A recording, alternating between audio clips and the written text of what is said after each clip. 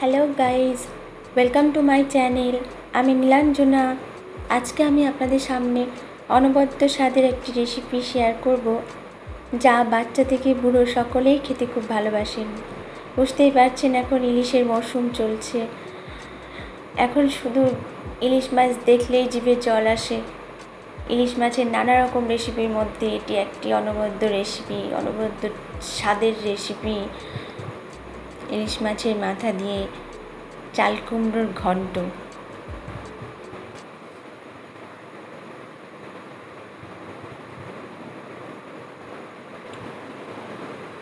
বর্ষাকালে মাঝে মাঝে এই ঘন্ট আমরা খুব মজার সঙ্গে খেয়ে থাকি।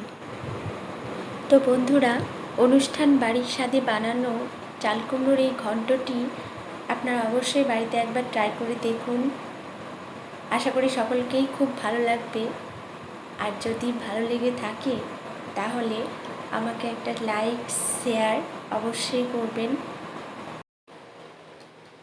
চলুন তাহলে রান্নাটা শুরু করা যাক।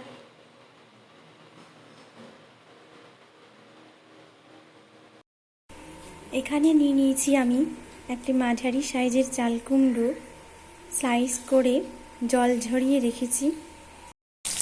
কড়াইয়ে তেল গরম হলে ইলিশ মাছের মাথাগুলো ভালোভাবে ভেজে নিই।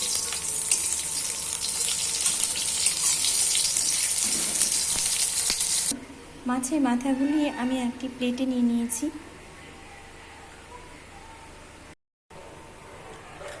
দুটো পেঁয়াজ স্লাইস করে নিয়েছি। ফোড়নের জন্য নিয়ে নিয়েছি দুটো তেজপাতা, চারটে কাঁচা পাকা লঙ্কা, একটি শুকনো লঙ্কা, গোটা জিরে। আর এতে রয়েছে জিরে গুঁড়ো, সানরাইজের লাল লঙ্কা গুঁড়ো, ধনে গুঁড়ো আর আদা রসুনের পেস্ট।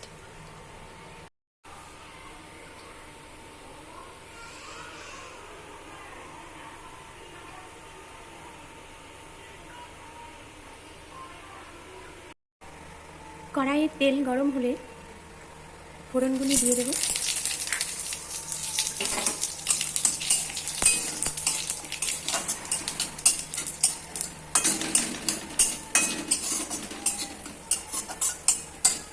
ফোড়নগুলি একটু ভাজা ভাজা হলে এরপর দেব স্লাইস করে রাখা পেঁয়াজ।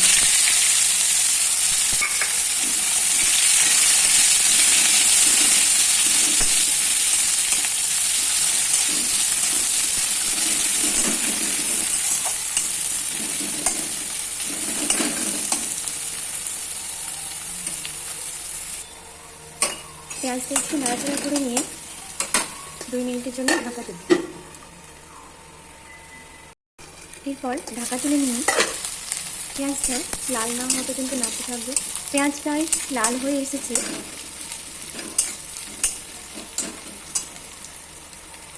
এখন এতে একে একে দিয়ে দেব আদা রসুন বাটা,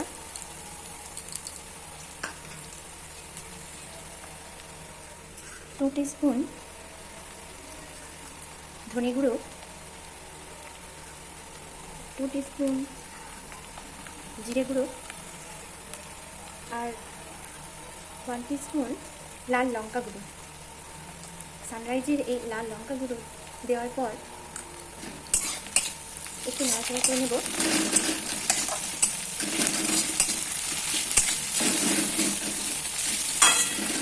মশলাটা একটু ভালোভাবে কষে নেব।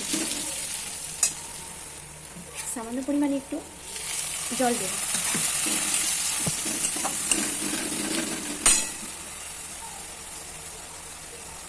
এরপর মশলাটা কষানোর জন্য মিনিট মতো ঢাকা দিয়ে মশলাটা কষানো হয়ে গেছে। এরপর এতে চাল কুমড়ো দিয়ে দেব।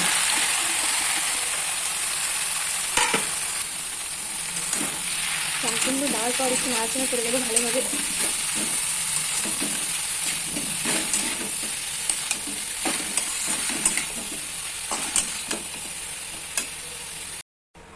এরপর এতে দিয়ে দেব পরিমাণ মতো লবণ আর দেব পরিমাণ মতো হলুদ। তারপর ভালোভাবে মিক্স করে নেব।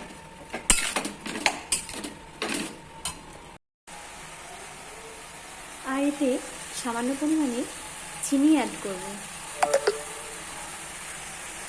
চাল কুমড়োর ঘন্টে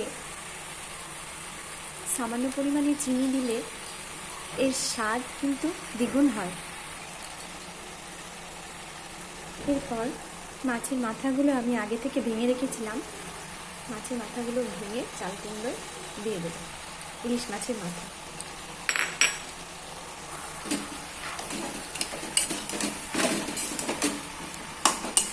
এরপর ভালোভাবে নাড়াচাড়া করে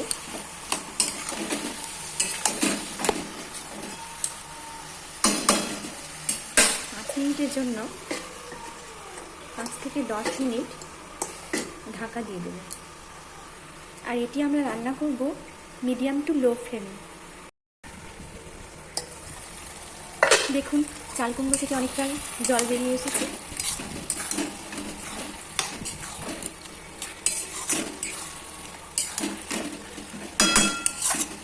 এরপর হালকা দিয়ে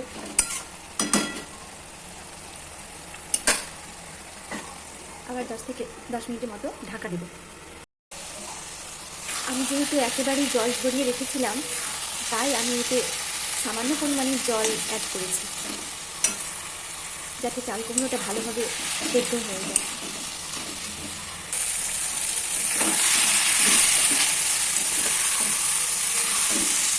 ইলিশ মাছের মাথা দিয়ে চাল কুমড়োর ঘন্ট প্রায় হয়ে এসেছে।